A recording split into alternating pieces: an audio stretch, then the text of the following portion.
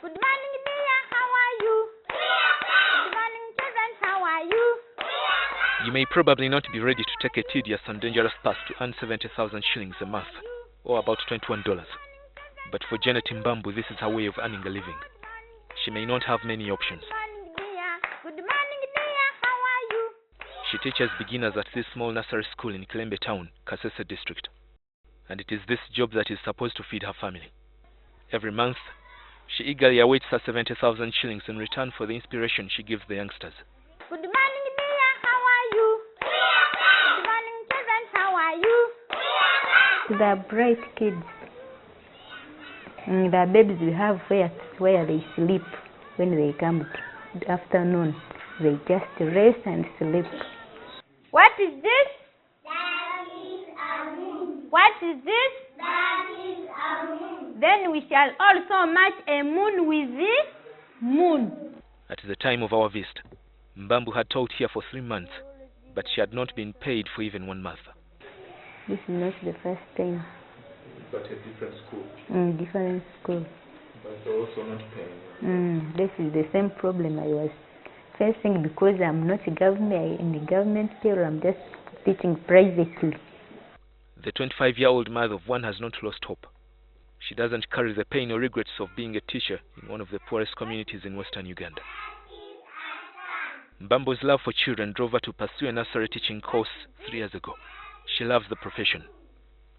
There are about 30 children at the nursery school housed in dilapidated structures, formerly used by workers of the Kilembe copper mines. The school is privately owned. Each pupil pays 25,000 shillings, approximately $7 a term. The parents of these youngsters spend days tilling the land or harvesting in the Rwenzori mountain ranges to raise the fees. Mbambu's day ends on another ray of hope that the following day will be better.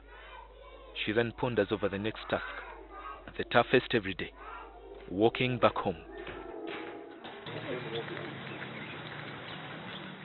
Kasese district in western Uganda is home to the Bakonzo, who are the majority, but there are many other groups like the Babwisa and the Basongora.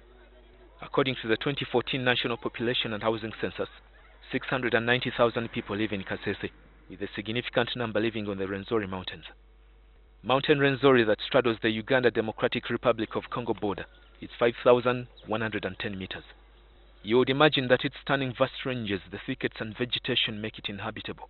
But thousands of people have lived in the lower parts of this mountain for ages.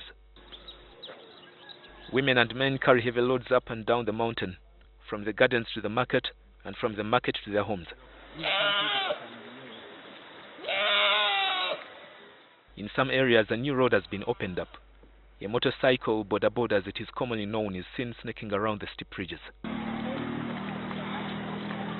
Several paths to homesteads are not secure and dangerous to maneuver, but to these people, this is home.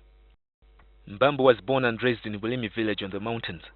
She only came down to attend school or access a health facility.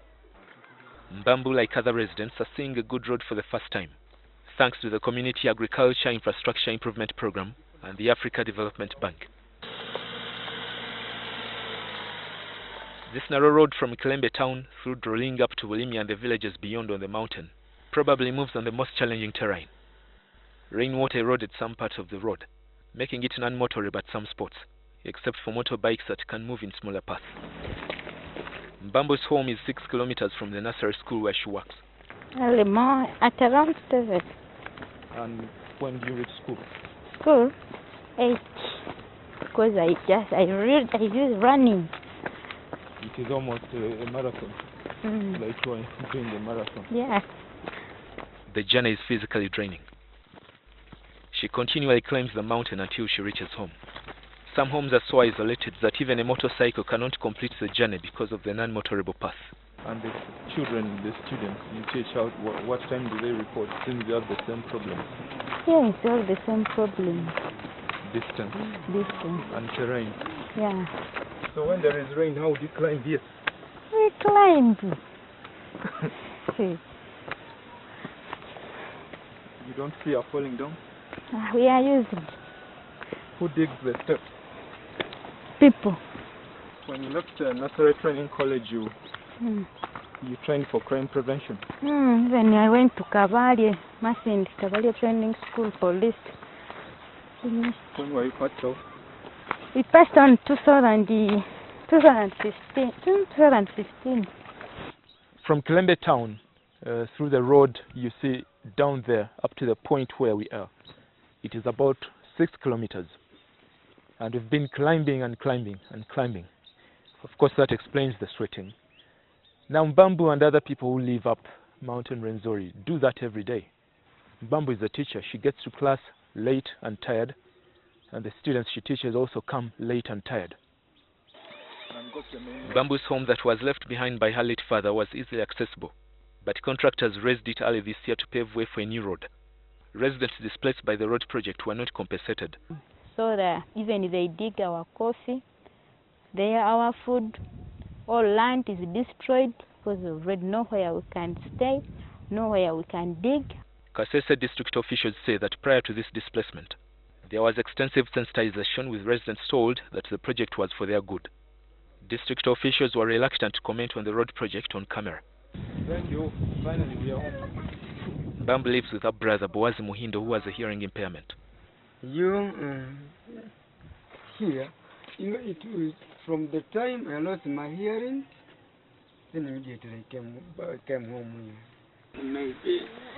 Their father was killed by the Allied Democratic Forces rebels in 1998. Muhindo survived severe meningitis that caused the impairment 11 years ago. He does farming on a small plot to support his 4 children. Mbambu has to support her brother and mother, who was forced to move to lower land in Kilembe, alongside the other residents displaced by the new road. A nursery teacher with nothing much to expect, Mbambu keeps hope alive.